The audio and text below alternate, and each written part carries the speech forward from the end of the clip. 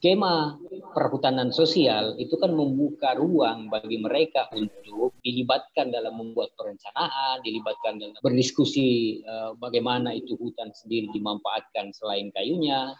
Akhirnya mereka terbangun kesadarannya.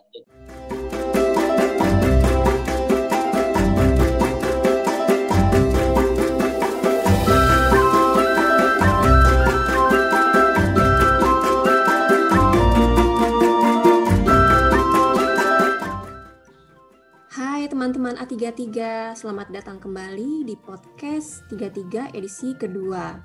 Jadi podcast ini adalah podcast yang dikelola oleh Artikel 33 Indonesia. Jadi Artikel 33 Indonesia itu sebuah penelitian di bidang kebijakan.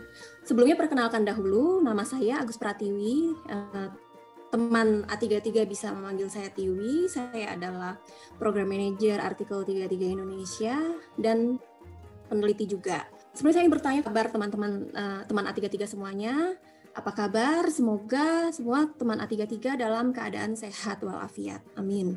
Untuk podcast edisi ini kita akan bincang-bincang tentang hutan desa. Ini adalah serangkaian bincang-bincang podcast kita tentang perhutanan sosial dengan berbagai skema, dengan berbagai spesifik isu, dan kali ini kita akan fokus di hutan desa. Nah, sebagai informasi untuk teman A33, jadi hutan desa ini adalah salah satu skema dari perhutanan sosial bersama dengan hutan adat, hutan tanaman rakyat, hutan kemasyarakatan, dan kemitraan kehutanan.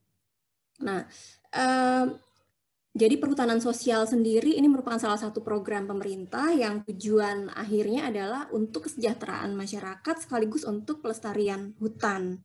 Nah, isu utama yang muncul dalam program ini adalah bahwa pengakuan hak atas hutan sosial ini belum serta-merta dapat memberikan hasil yang seperti yang diharapkan, yaitu kesejahteraan masyarakat di dalam maupun di sekitar hutan, serta konservasi hutan itu sendiri.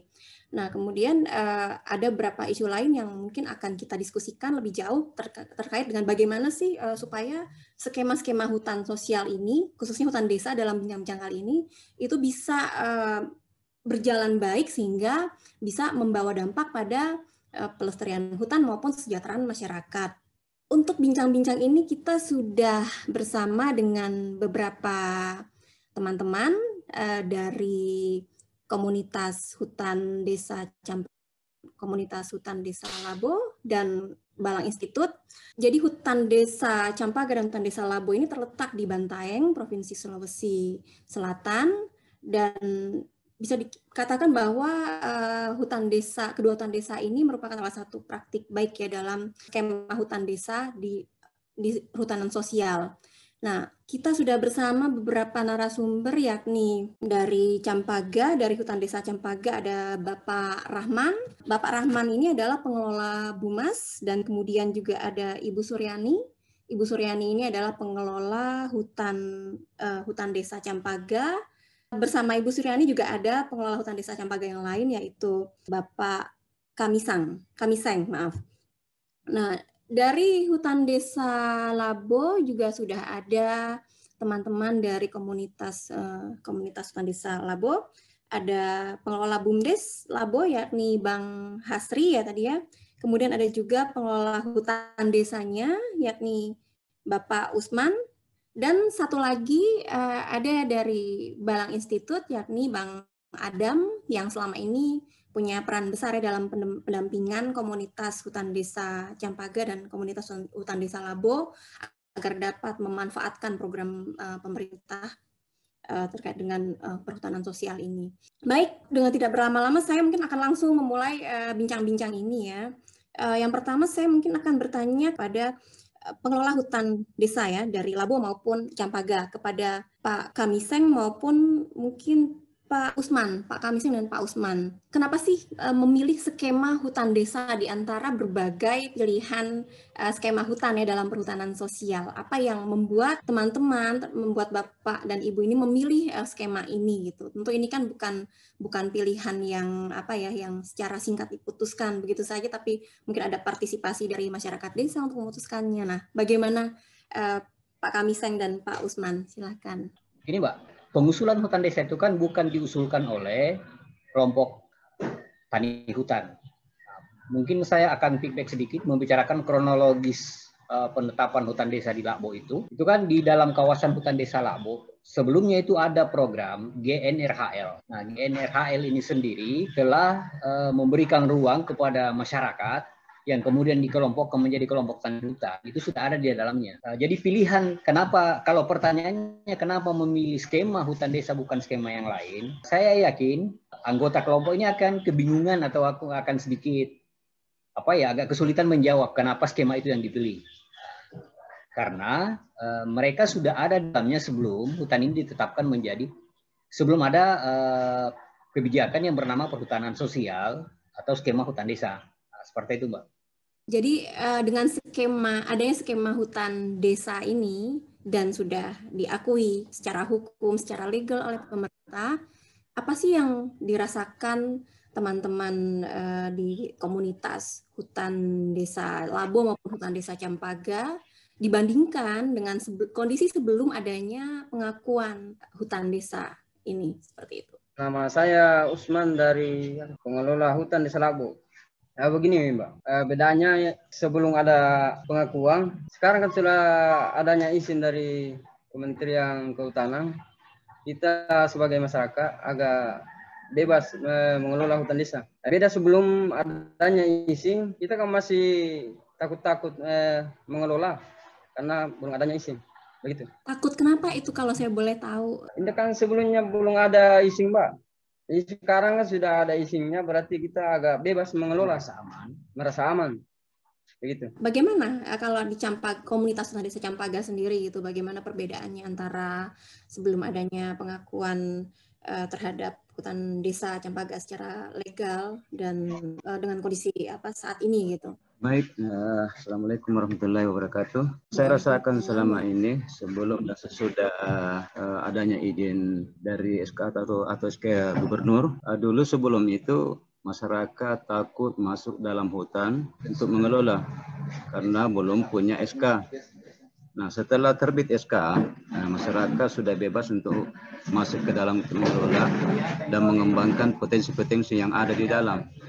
Dan ternyata masyarakat sebelum ada SK kayaknya main kucing-kucingan dengan petugas kehutanan. Kalau misalnya kehutanan ada, masyarakat lari. Bahkan dia tidak mau duduk bersama dengan Polhut misalnya. Nah, itu yang kami rasakan selama ini, Bu. Baik Pak, terima kasih. Mungkin saya sekarang beralih ke pertanyaan selanjutnya ya. Mungkin teman A33 juga semua ingin tahu ya. Kan bisa dibilang Bantaeng ini salah satu contoh baik ya, praktik baik dalam pengelolaan hutan desa gitu. Mungkin kita semua pengen tahu tuh gimana sih caranya, apa saja yang sudah dilakukan di hutan desa Campaga dan hutan desa Labo ini agar pengelolaan hutan desanya itu menghasilkan sesuatu yang bisa berdampak pada perekonomian dan membuat masyarakat itu berdaya seperti itu, berdaya secara ekonomi dan sosial seperti itu yang sudah dilakukan selama ini gitu, agar ini bisa mungkin menjadi contoh juga, bisa saling belajar juga di antara para komunitas lain. Yang mungkin pertanyaan ini bisa saya ajukan ke Balang Institute. Selamat pagi. Selamat pagi, Bang Adam. Ada dari Balang. Ini kan 2010 mulainya. Sebenarnya yang waktu itu didukung oleh Rikoftisi dan Unhas. 2009 malah mulai. Kalau ditarik mundur lagi, 2007 MS Kaban, Menteri Kehutanan saat itu, 2009 MS Kaban datang ke Bantaeng mencanangkan Unhas dan Rikoftisi pada tahun 2009 itu. Prosesnya waktu itu kan proses pengusulan untuk mendapatkan izin itu harus melewati berapa itu? 20 meja berapa? Pokoknya tidak ada proses yang cepat pada saat itu. Nah, di Bantaeng mau dijadikan persentuhan supaya proses administrasi keluarnya izin itu bisa cepat. Dan terbukti memang cepat. Hanya setahun berselang sudah keluar tuh SK PAK, penetapan tenaga kerja, SK HPHD, hak pengolahan hutan desa, itu keluar. 2010 selesai UNHAS dan Rikoftisi, lalu Balang melanjutkan. Balang melanjutkan itu menyusun RKHD, Rencana Kerja Hutan Desa untuk 35 tahun. Selama ini teman-teman di Lakbo itu mulai menanam kopi di dalam, ya kopinya lebih dirawat secara intensif. Di Campaga yang sebelumnya ngambil hasil hutan bukan kayu, dalam hal ini pangi, tapi secara sembunyi-sembunyi, mulai diatur, diinventarisir siapa sebenarnya yang masuk mengambil, bukan kayu yang diambil dari hutan Campaga. Ya selain itu menguatkan kapasitas pengurusnya, melengkapi dokumen administrasi, contohnya tadi rencana kerja hutan desa, bikin SOP, mengurus akta notaris, lalu juga mulai mendorong peningkatan pendapatan masyarakat dari pengolahan hutan desa. Untuk Lakbo misalnya, kita mulai mendorong agar kopinya itu bisa harganya lebih mahal dengan mempersiapkan kopi kualitas premium. Di Campaga itu bersama-sama warga kita mendorong agar PDAM itu bisa membayar imbal jasa lingkungan air. Karena 15% pasokan air PDAM Bantaeng itu bersumber dari Campaga. Meskipun sekarang belum terimplementasi, tapi itu sudah menghasilkan perbub. Kira-kira ada 1-2 tahapan lagi, mudah-mudahan bisa diimplementasikan. Dan itu dukungan dari pemerintah saya kira cukup banyak. Lakbo sudah mendapatkan peralatan kopi berupa mesin. Jadi kan sebenarnya di tingkat masyarakat kita hanya membantu menyusun perencanaan, rencana kerja hutan desa, rencana kelola hutan desa. Di dalamnya itu tentu saja rencana pemanfaatan. Ada rencana pemanfaatan untuk zona agroforestry, ada zona pengembangan tanaman hias kalau tidak salah, ada zona perlindungan anoa, dan seterusnya. Dukungan dari pemerintah yang konkret adalah memberikan bantuan pengembangan madu, lebah madu. Jadi dikasih duit, saya lupa jumlahnya, itu untuk mengembangkan lebah madu di kawasan hutan desa. Campaga dan Lakbo dapat itu. Terus juga pernah dapat bantuan mesin-mesin pengolah kopi. Untuk Lakbo itu dapat huler dan palper. Untuk Campaga kalau tidak salah mendapatkan bantuan alat pemerah madu. Jadi memang pendampingan ini di dua aspek, dari pendampingan untuk komunitasnya sendiri dan juga pendampingan untuk memperkuat kebijakan, memperkuat aturan-aturan yang bisa mendukung keberlangsungan hutan desa Campaga dan hutan desa Lakbo ini agar terus bisa memberikan dampak kesejahteraan bagi masyarakat di sekitar hutan ya. Kemudian saya juga ingin tahu tentang bagaimana sih teman-teman dari komunitas hutan desa Campaga dan hutan desa Lakbo ini dalam memanfaatkan institusi ekonomi atau lembaga ekonomi yang ada, ya misalkan BUMDes atau BUMAS tadi kalau di teman-teman dari Campaga itu ya ada BUMAS. Bagaimana teman-teman memanfaatkan keberadaan dan BUMAS tersebut, dan apakah ada pendanaan dari institusi yang disediakan oleh Undang-Undang Desa nih, khususnya untuk BUMDes tadi itu ya, untuk bisa memperkuat peran masyarakat dalam mengelola hutan desa. Nah, kalaupun itu misalkan tidak ada, itu berasal dari mana pendanaan yang dipakai untuk mengelola hutan desa Campaga maupun Lakbo? Pertanyaan langsung saya ajukan ke Pak Rahman dari BUMAS Hutan Desa Campaga dan Bang Hasri ya, Bang Hasri dari BUMDes Lakbo. Silakan. Terima kasih banyak. Jadi kalau bicara penganggaran yang berkaitan dengan kebijakan pemerintah dalam hal ini Undang-Undang Desa, secara khusus mungkin kalau di desa saya itu memang belum ada bahwa ini adalah anggaran yang dialokasikan untuk pengelolaan desa. Namun supporting modal ke BUMDes itu sudah ada. Tahun 2018 pemerintah desa mengalokasikan anggaran sebesar 40 juta untuk penguatan modal BUMDes. Dalam hal ini harapannya bisa meng-cover hasil hutan, sekalipun secara nominal itu sangat minim. Tapi yang terpenting yang telah dilakukan di Desa Lakbo dalam mendukung skema perhutanan sosial dalam hal hutan desa adalah pemerintah desa telah mengintegrasikan ke dalam RPJMDes-nya pengelolaan terkait dengan pengelolaan hutan desa. Seperti biasanya ketika sudah terintegrasi ke dalam RPJMDes, itu sudah menjadi kewajiban bagi pemerintah desa untuk menjalankan program apa yang terdapat dalam RPJMDes-nya. Jadi intinya pemerintah desa Labo melalui pendampingan yang dilakukan oleh teman-teman itu sudah menetapkan perencanaan hutan desa menjadi bahagian dari RPJMDes-nya. Artinya sudah cukup besar menurut saya. Jadi sudah terintegrasi di RPJMDes sehingga dukungan bisa disebut relatif sudah ada ya untuk pengelolaan hutan desa seperti itu. Sekarang saya beralih ke Pak Rahman. Bagaimana dengan Buma sendiri dalam perannya terhadap pengelolaan hutan desa di Campaga? Silakan. Belum ada bantuan modal dari pemerintah kelurahan karena kebetulan hutan kami itu berada di Kelurahan Campaga. Jadi memang agak aneh kedengarannya kenapa di kelurahan ada hutan. Jadi kita tahu bersama bahwa dana di kelurahan itu sangat minim. Akhirnya pemerintah Kelurahan Campaga belum memberikan modal kepada Bumas kami. Tapi dukungan-dukungan yang diberikan kepada kami seperti kalau ada pengusulan ia sangat aktif dalam membantu itu semua. Cuman kalau berbicara masalah modal sampai sekarang belum diberikan kepada kami. Kalau upaya-upaya Bumas sendiri, misalnya dengan kondisi saat ini belum ada modal yang diberikan kepada Bumas. Upaya Bumas sendiri apa saat ini? Apakah ada upaya untuk mencari pendanaan dari sumber lainnya? Gitu. Apakah ada upaya itu, Pak Rahman? Jadi sebenarnya sudah ada upaya itu saya lakukan untuk misalnya meminjam modal, namun sampai sekarang belum juga terrealisasi. Tapi bantuan-bantuan yang pernah kami terima sudah ya lumayan bagus. Misalnya dari BPSKL, kami pernah juga mendapat bantuan seperti alat pengukur madu, alat penurun kadar air, dan ada juga beberapa kloni lebah lengkap dengan boxnya. Mungkin sudah 2 kali pernah mendapat bantuan seperti itu. Artinya ada ya Pak ya, sumber pendanaan lain sama ini.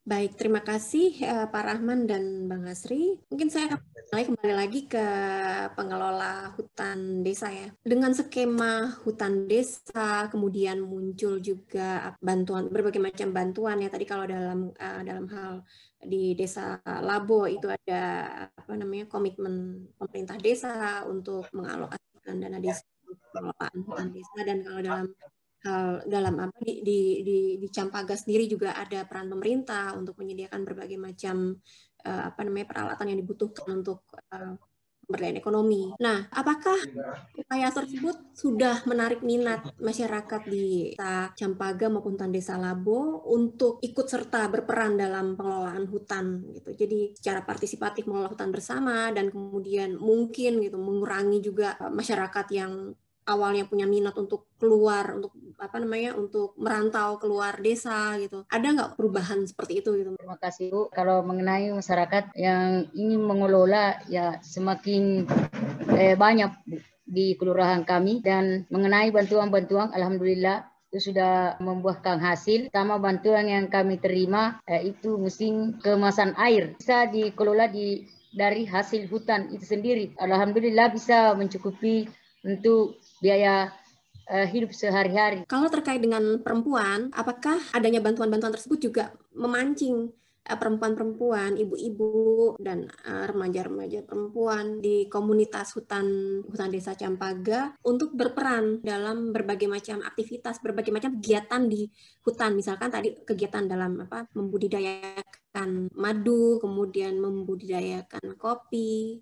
Itu seperti apa Bu gambarannya? Kalau sebagai perempuan ya sangat juga berperan di dalam mengelola madu, ya, mengelola air kemasan, ya, sangat berpengaruh itu untuk penghasilan sehari-hari. Terutama di Kelurahan Campaga juga ada itu penghasilan dari hutan, yaitu buah pangi. Buah pangi itu dikelola terutama perempuan untuk mengkonsumsi itu. Itu bisa dikelola menjadi sayur. Perempuan sangat berperan di sini.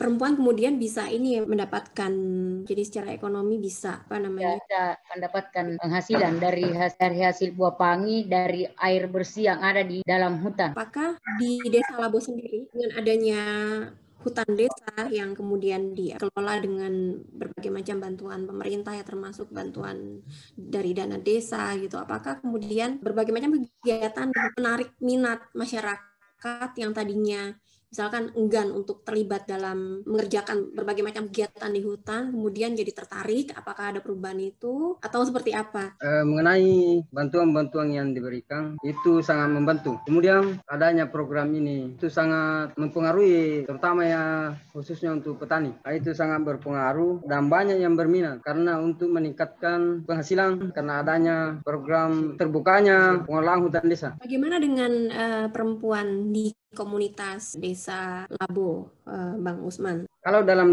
tanaman kopi itu semuanya berperan, laki-laki dan perempuan, terutama dalam pemetikan kopi, kemudian dalam penjemuran, memalper itu membutuhkan perempuan, begitu Mbak. Kalau tadi kan kita bicara tentang pemberdayaan ekonomi terus dan bagaimana pemberdayaan ekonomi itu bisa berdampak pada kesejahteraan masyarakat di desa Labo maupun di Kelurahan Campaga gitu.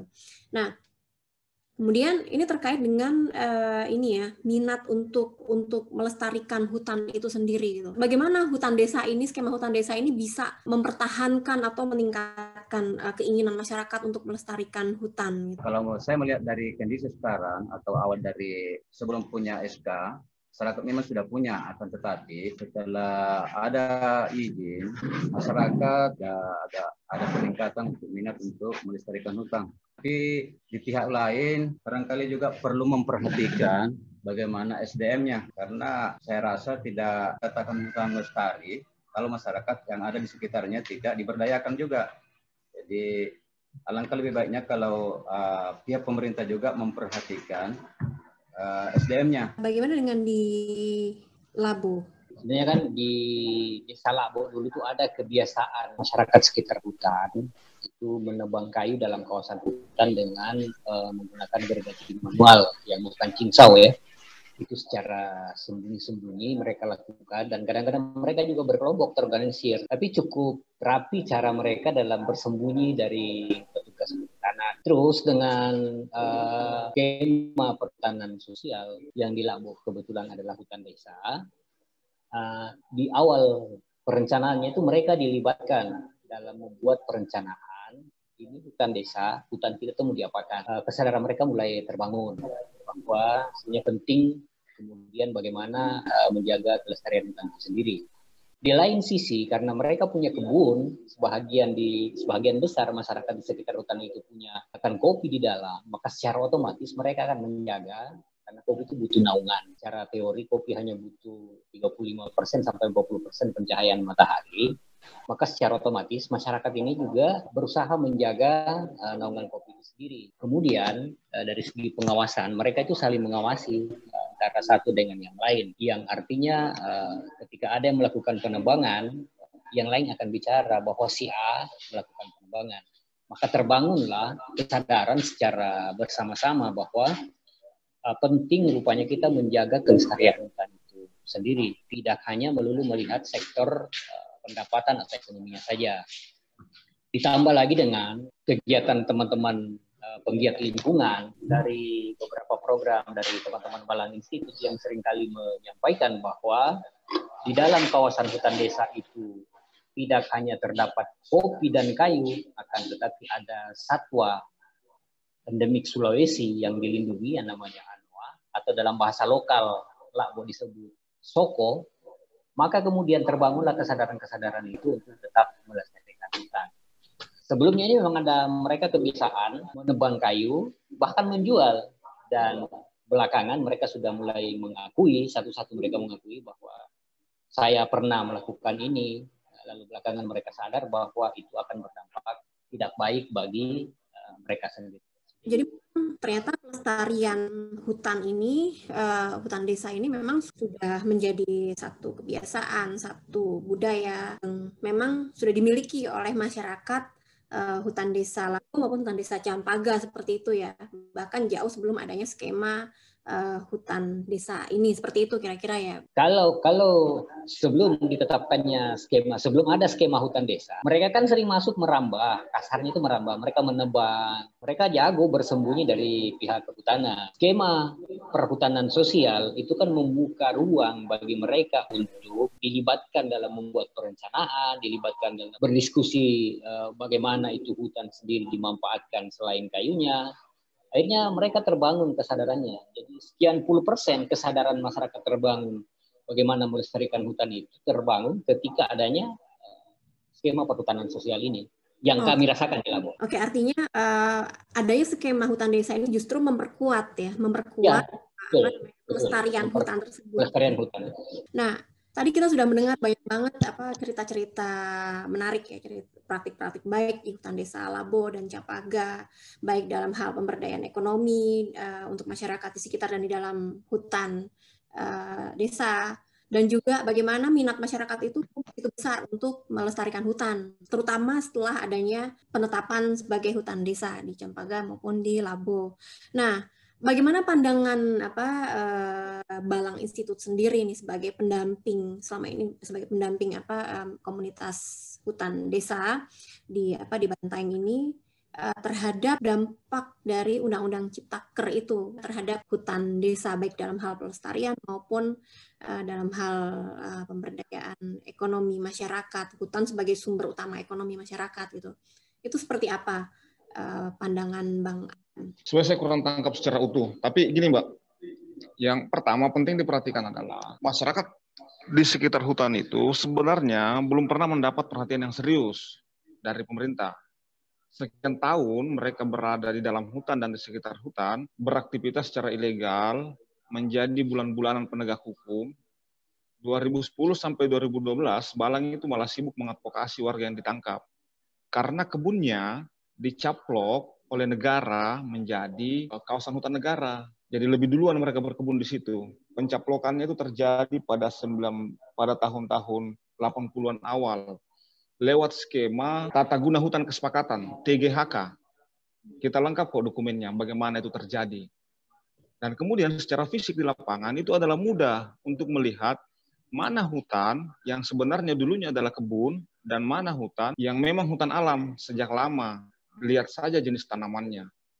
Labo, Campaga, dan Patanetiang itu relatif aman dari sengketa antara masyarakat dan kehutanan. Yang terjadi ya pencurian kayu kecil-kecilan, mengambil kayu di dalam. Tapi di kawasan hutan yang lain, dengan melihat jenis tanamannya saja, biasanya yang dikembangkan di Bantaeng itu untuk hutan buatan, akibat dari Tata Guna Hutan Kesepakatan, perluasan kawasan hutan itu, tanamannya pinus dan eukaliptus. Jadi untuk melihat mana hutan berkonflik di Bantaeng, jenis lihat saja tanamannya. Oh, kalau tanaman ini biasanya berkonflik, karena dulunya adalah kebun warga. Lalu dilakukan reboisasi dan seterusnya, sehingga terjadilah sengketa antara masyarakat dengan pemerintah, dalam hal ini Dinas Kehutanan di kabupaten. Nah, perhutanan sosial waktu itu hadir sebagai sebuah skema jalan tengah untuk menyelesaikan perselisihan tersebut. Oke, secara kepemilikan ini betul di tangan pemerintah, tapi pengelolaan boleh kok untuk masyarakat. Sesuai dengan fungsi hutannya, skemanya silahkan pilih hutan desa atau hutan kemasyarakatan. Jadi awalnya kita hanya kejar itu, legalitas pengelolaan hutan. Karena sebenarnya kalau berkonflik, kedua-duanya rugi nih. Pemerintah sibuk ngurusin konflik, masyarakat juga tidak bisa bekerja dengan baik. Nah, jadi semangat utama hutan desa dulu itu sebagai resolusi konflik. Di Labo Dapatnya itu yang dulunya jagung ya Kak Sri. Dulunya jagung dalam kawasan itu Mbak. Kenapa? Karena mereka berpikir jagung ini tanaman jangka pendek. Karena kita kucing-kucingan, kali aja kita sudah panen, baru kedapatan oleh Polhut. Nah, setelah adanya izin, itu berganti menjadi tanaman jangka panjang, kopi. Karena kopi ini ternyata hanya butuh 40% cahaya matahari. Setiap dia tanam kopi, dia harus tanam pohon. Nah, kami sudah cek pakai citra, memang ada perubahan tumpahan lahan selama 10 tahun terakhir yang cukup signifikan karena ada pergantian komoditi di sana. Apakah pemerintah hadir dalam upaya penggantian komoditi tersebut? Tidak juga. Kehadiran pemerintah hanya memberikan izin. Tidak pernah melihat bagaimana kelembagaan masyarakat itu berkembang, tidak pernah melihat kebutuhannya terkait penguatan kapasitas. Pemerintah jalan dengan skemanya sendiri. Kasih bantuan mesin kopi, tidak selalu efektif karena mesinnya mungkin tidak sesuai spek. Tidak efektif ya sekarang. Kasih berbagai macam bantuan terkait pengelolaan madu. Juga lebih banyak yang nganggur. Bantuan box dan koloni madu itu juga tidak berkelanjutan karena tidak memperkuat modalitas yang ada di lapangan. Sementara aktivitas yang diberikan kepada masyarakat, legalitas yang dikasih ke masyarakat itu sudah terbukti. Seperti yang Pak Hasri bilang, karena mereka diberi kesempatan secara legal, mereka akhirnya mengkonsolidasikan diri, membicarakan sendiri aturan-aturannya. Peran BUMDes selama ini, Mbak, itu justru untuk memastikan agar izinnya tidak dicabut. Belum efektif terkait pengembangan ekonomi. Karena mereka tidak punya kapasitas di situ. Yang mereka hadapi selama ini adalah konflik. Mereka belajarnya bagaimana supaya tidak berkonflik lagi. Nah, jadi kalau mau dicek, apa peran pengelola lembaga pemegang izin hutan desa di Bantaeng terkait pengembangan ekonomi, saya yakin belum signifikan. Karena kapasitasnya juga masih terbatas dalam hal itu. Kelembagaan yang dimiliki juga, kalau BUMDes itu tidak sepenuhnya ngurusin hutan. BUMDes itu lembaga terpisah yang sudah ada duluan sebelum ada izin. Tapi karena dilihat BUMDes punya legitimasi sosial dan legitimasi politik yang cukup kuat, dipilihlah BUMDes oleh pemerintah sebagai pemegang izin. Ya mungkin pilihannya cukup efektif ya, karena terbukti hutan terjaga sampai sekarang. Terkait perubahan undang-undang, ini juga agak merepotkan nih. Undang-undang sistem pemerintahan daerah saja kemarin yang mencabut kewenangan kabupaten ke provinsi itu merepotkan. Kenapa? Karena warga sekitar hutan itu jadi berjarak dengan pemerintah yang menangani soal hutan. Jika sebelumnya setiap musrembang kita bisa mengusulkan agar Pemkab hadir tuh perwakilan Pemkab biasanya dan orang DPR di Musrembang, bahwa kita butuh didukung kebijakan ini, kita butuh didukung pembiayaan soal ini, itu bisa kita sampaikan langsung, minimal ada harapan didengarkan langsung oleh anggota dewan dan perwakilan eksekutif. Tapi sejak kewenangan pemerintah kabupaten dicabut, Perbup mengenai hutan desa di Bantaeng juga otomatis tidak berlaku. Akhirnya warga sendiri kehilangan kesempatan untuk berbicara langsung dengan pemerintah dan wakil rakyat mengenai kepentingan-kepentingan mereka dalam pengolahan hutan. Jadi kalau dicek, sebenarnya belum ada dukungan konkret terkait penguatan kelembagaan hutan desa dan pengolahan hutan desa di lapangan dari pemerintah. Yang ada adalah skema-skema yang dimiliki oleh pemerintah sendiri yang tiba-tiba saja turun. Saya juga sudah cek, RPJMD dan RPJMDes itu sama sekali tidak memuat pengembangan perhutanan sosial. Di desa, RPJMDes, di kabupaten, RPJMD, provinsi juga RPJMD tidak memuat. Artinya memang pemerintah tidak punya perencanaan yang berkelanjutan. Otomatis dengan sendirinya tidak ada alokasi penganggaran yang khusus untuk mendukung pengolahan hutan desa. Nah, Labo ini kebetulan saja karena menjelang pergantian kepala desa, artikel 33 masuk. Dan fokusnya memang mendorong pendanaan yang bersumber dari APBDes dan APBD. Beruntunglah Lakbo masuk RPJMDes. Karena kita sedang berprogram di sana, terpilih kepala desa baru dan penyusunan RPJMDes. Digunakanlah semua data yang ada. Akhirnya dukungan pengembangan hutan desa Lakbo termuat dalam RPJMDes. Ya konsekuensinya setiap tahun harus dibahas dong. Poin ini gimana, berapa penganggaran untuk ini. Nah yang lain belum tuh, RPJMD dan desa-desa lain belum. Nah, terkait Undang-Undang Cipta Kerja, jujur Mbak, saya tidak begitu paham. Catatan saya adalah setiap perubahan undang-undang itu selalu berdampak signifikan ke bawah. Pada saat yang bersamaan, masyarakat justru tidak punya ruang untuk menegosiasikan kepentingannya terkait dengan pembuatan aneka macam undang-undang tersebut. Terbukti undang-undang sistem pemerintahan daerah itu merugikan. Terima kasih Bang Adam, penting banget ini closingnya dari Bang Adam ini terkait dengan baik perubahan undang-undang pada umumnya maupun terkait dengan tadi kemungkinan dampak dari adanya undang-undang Ciptaker ini terhadap hutan desa. Nah, jadi teman-teman A33 kalau boleh saya simpulkan, ternyata pengakuan atau pemberian skema-skema perhutanan sosial termasuk hutan desa ini atau pemberian hak saja tidak cukup untuk untuk memberikan dampak signifikan pada kesejahteraan masyarakat maupun pelestarian hutan. Perlu adanya serangkaian kebijakan yang juga cuma bukan kebijakan tapi juga kebijakan yang bisa diimplementasikan terkait dengan pendanaan, kelembagaan ekonomi dan sebagainya untuk bisa mendukung berbagai macam skema ini supaya bisa berjalan dengan baik, supaya bisa dijalankan oleh masyarakat juga, ada dukungan dana yang memadai dan sebagainya. Kemudian juga ada insentif bagi masyarakat untuk melestarikan hutan, karena tanpa semua itu skema-skema ini hanya menjadi skema saja, tidak bisa dijalankan oleh masyarakat. Nah, saya rasa cukup untuk bincang-bincang podcast edisi ini. Saya ucapkan terima kasih kepada teman-teman dari komunitas Hutan Desa Labo dan teman-teman dari komunitas Hutan Desa Campaga. Tidak lupa juga saya berterima kasih kepada Balang Institut, kepada Bang Adam atas kesediaannya untuk bincang-bincang hari ini dengan teman A33. Ya, teman-teman A33, podcast ini akan terus ada untuk beberapa episode ke depan dengan topik yang berbeda juga tentunya, masih terkait dengan perhutanan sosial. Jadi jangan ketinggalan untuk menyaksikan podcast selanjutnya di episode selanjutnya dengan tema-tema yang tidak kalah menarik tentang perhutanan sosial. Terima kasih atas perhatian teman A33 semua. Sampai jumpa dan salam sehat selalu. Bye.